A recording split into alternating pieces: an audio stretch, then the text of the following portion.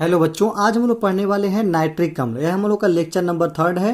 और इसके पिछले वाले वीडियो में पी प्लग नाइट्रोजन परिवार के बारे में, और दूसरा वीडियो था हम लोग का अमोनिया के बारे में सारे विधि था। और तीसरा हम लोग का विधि है लेक्चर नंबर 3 है नाइट्रिक अम्ल। तो नाइट्रिक अम्ल बनाने की प्रयोगशाला विधि सबसे पहले हम लोग इसमें देखेंगे। तो नाइट्रिक अम्ल बनाने की प्रयोगशाला विधि, इसमें क्या करते हैं, सोडियम नाइट्रेट को सल्फ्यूरिक अम्ल के साथ सोडियम बाई के साथ जब अभिक्रिया करते हैं तो सोडियम बाइसल्फेट यानी सोडियम हाइड्रोजन सल्फेट और नाइट्रिक अम्ल प्राप्त होता है। इसके बाद हम लोग पढ़ेंगे ओस्टवाल्ड विधि।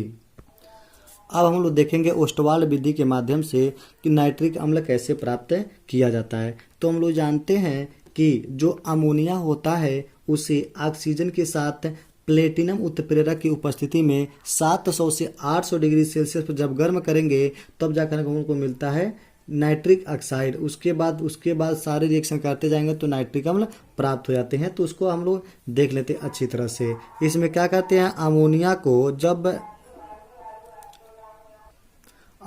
को जब ऑक्सीजन के साथ अभिक्रिया कराते हैं, प्लेटिनम जाली की उपस्थिति में प्लेटिनम उत्प्रेरक होता है और ये 700 से 800 डिग्री सेल्सियस पर जब गर्म करते हैं तो बनता हम लोग को नाइट्रिक ऑक्साइड और बनता है H2O, और हम लोग का 21 किलो कैलोरी की ऊर्जा प्राप्त होती है।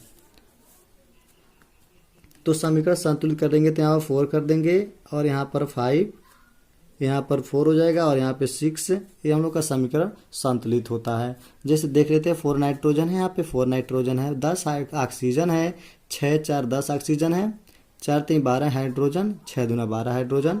अब क्या करते हैं, इस नाइट्रिक ऑक्साइड को लेते हैं और उसको फिर से ऑक्सीजन के साथ अभिक्रिया कराते हैं तो मिलता हम लोगों का नाइट्रोजन डाइऑक्साइड NO2। तो समीकरण संतुलित करना हो तो इधर क्या करेंगे, यहाँ पे 2 कर देंगे, यहाँ पर भी 2 कर देंगे, समीकरण संतुलित हो जाएगा। अब नाइट्रोजन डाइऑक्साइड को NO2 को जब जल के साथ अभिक्रिया कराते हैं तो हम लोग को प्राप्त होता है नाइट्रिक अम्ल HNO3 प्राप्त होता है और बनता हम लोग का HNO2, यानी हम लोग का HNO2 जो होता है नाइट्रस अम्ल होता है। अब इस नाइट्रस अम्ल को HNO2 को क्या करते हैं, जब अभिक्रिया और करते हैं तो HNO3 भी प्राप्त हो जाती है और नाइट्रिक ऑक्साइड प्राप्त हो जाती है और हम लोग का जल प्राप्त हो जाता है। ये समीकरण संतुलित नहीं है तो समीकरण को संतुलित कर देंगे ना, 2 कर देंगे तो समीकरण संतुलित हो जाएगा। तो देखिए यहाँ पर नाइट्रिक ऑक्साइड प्राप्त करने की ओस्टवाल्ड विधि था। बहुत ही इंपॉर्टेंट मेथड है। ओस्टवाल्ड मेथड से द्वारा सल्फ्यूरिक अम्ल को कैसे बनाया जा सकता है, तो हम लोग का ओस्टवाल्ड विधि था। अब हम लोग इसका फिजिकल प्रॉपर्टी देख लेंगे, यानी भौतिक गुण। यानी जो भौतिक गुण यानी फिजिकल प्रॉपर्टी है वो क्या क्या है उसको देख लेते हैं। भौतिक गुण में देखेंगे, यह रंगहीन एवं तीव्र गंध वाला द्रव है। दूसरा है यह जल में विलेय है और तीसरा है यह त्वचा को जला देता है। अब इसका केमिकल प्रॉपर्टी देखेंगे जो बहुत ही इंपॉर्टेंट है, केमिकल प्रॉपर्टी। तो केमिकल प्रॉपर्टी बहुत ईजी है, बहुत आसान है और बहुत थोड़ा लॉन्ग में हम बताएंगे। तो इसमें क्या करते हैं, तनु नाइट्रिक अम्ल को लेते हैं, या HNO3 जो हम लोग का होता है तनु होता है, तनु नाइट्रिक अम्ल। इसके नीचे आप लोग लिखते जाइएगा, हम बताते जा रहे हैं, आप लोग समझते जाइएगा और लिख दीजिएगा। टाइम के अभाव में लंबा वीडियो ना बने इसलिए इसका नाम नीचे हम नहीं लिख रहे हैं, तो आप लोग लिख लीजिएगा। तो इन नाइट्रिक अम्ल को जब कॉपर के साथ अभिक्रिया कराते हैं, 3 कॉपर आता है, जब अभिक्रिया कराते हैं तो बनता है क्यूप्रिक नाइट्रेट यानी CuNO3 का होल ट्वाइज, और बनता हम लोग का नाइट्रिक ऑक्साइड और बन जाता है जल। समीकरण को डायरेक्ट संतुलित कर देना है हम। 4 यहाँ पे 2 और यहाँ पर हो जाएगा 3 और यहाँ पर हो जाएगा 8। देख लेते हैं 8 हाइड्रोजन है, 4 दूना 8 हाइड्रोजन है, 8 3 की 24 ऑक्सीजन इधर है, 3 दूना 6 6 3 18 18 2 20 20 4 24 ऑक्सीजन भी है और हाइड्रोजन हो गया हम लोग का। नाइट्रोजन 8 है, इधर 2 3 दूना 6 6 2 8 हो गया, 3 कॉपर है, 3 कॉपर हो गया। ये हम लोग का नाइट्रिक अम्ल के माध्यम से कॉपर के साथ जब अभिक्रिया कराएंगे तो क्यूप्रिक नाइट्रेट और नाइट्रिक ऑक्साइड प्राप्त होगा।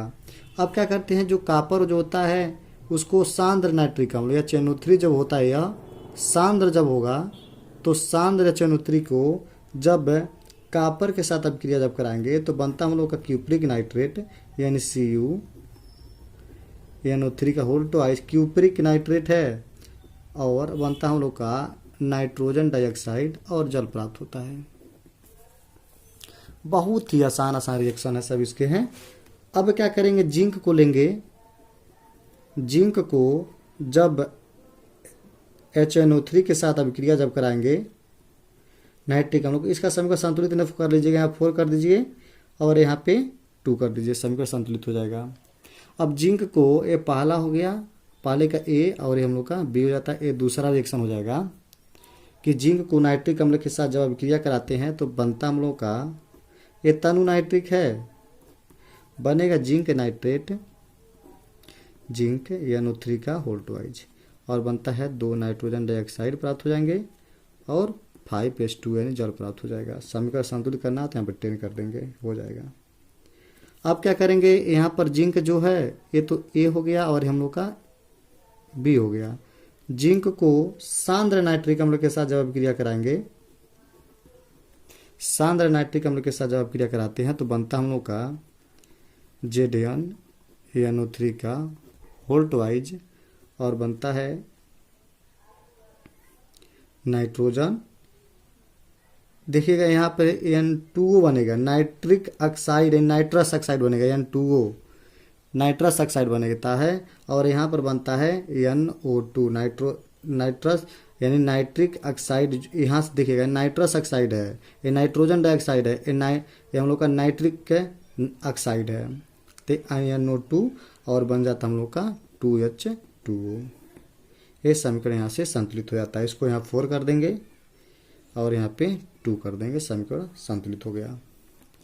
अब क्या होगा कि इसको यदि हम लोग तीसरा रिएक्शन करावें, मान लीजिए आयोडीन के साथ अभिक्रिया करावें HNO3 को, ये सांद्र होता है नाइट्रिक अम्ल, तो बनता हम लोगों का HiO3 यानी आयोडिक अम्ल और नाइट्रोजन डाइऑक्साइड, और बनता है जल। समीकरण संतुलित करना हो तो यहाँ पे 4 कर देंगे और यहाँ पे 10 कर देंगे, यहाँ पे 2 और यहाँ पे 10 कर देंगे। हमने जल्दी जल्दी संतुलित कर दे रहा हूँ क्योंकि हमने को याद है, सब सारी चीज़ देख ले रहा हूँ और इसको संतुलित कर रहा हूँ जल्दी से, ताकि समय के अभाव है इसलिए जल्दी से रिएक्शन को संतुलित कर दे रहा हूँ, नहीं तो समय लगता है 1 मिनट 2 मिनट 10 सेकंड या 20 सेकंड जो भी हो उसके अनुसार टाइम लगता है। अब हम लोग पढ़ेंगे इसका केमिकल प्रॉपर्टी का चौथा, यानी जब कार्बन के साथ जब अभिक्रिया करेगा, कार्बन के संग जब HNO3 अभिक्रिया करता है तो बनता हम लोग का कार्बन डाइऑक्साइड और जल, और बनता है नाइट्रोजन डाइऑक्साइड। समीकरण संतुलित करना पे 4 कर देंगे और यहाँ पे 2 कर देंगे। यदि हम लोग इसको सल्फर के साथ अभिक्रिया करावें, सल्फर प्लस HNO3 के साथ अभिक्रिया यदि करा दें तो बन जाएगा H2SO4 और नाइट्रोजन डाइऑक्साइड और बनता है जल। समीकरण संतुलित यहाँ पर 6 हो जाएगा और यहाँ पर 6 हो जाएगा। ये हम लोग को नाइट्रिक अम्ल के साथ जब अभिक्रिया करते हैं 6 के सल्फ्यूरिक अम्ल, नाइट्रोजन डाइऑक्साइड और जल प्राप्त होता है। अब हम लोग देखेंगे फास्फोरस के संग अभिक्रिया और उसका उपयोग देख लेंगे। 6वां देंगे सल्फ्यूरिक यानी फास्फोरस के संग जब नाइट्रिक अम्ल का अभिक्रिया जब कराते हैं तो बनता है H3PO4। आर्थोफास्फोरिक अम्ल का सूत्र होता है आर्थोफास्फोरिक अम्ल, और बनता है नाइट्रोजन डाइऑक्साइड और जल बनता है। ये हम लोग का 5 हो जाता है और यहाँ पे हम लोग का भी 5 हो जाता है। ये समीकरण संतुलित हुआ, समीकरण प्राप्त हुआ। अब इसका उपयोग देख लेंगे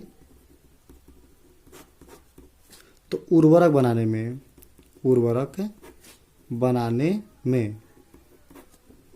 उर्वरक बनाया जाता है नाइट्रिक अम्ल का उपयोग करके। दूसरा है कृत्रिम रेशे बनाने में, कृत्रिम रेशम बनाने में।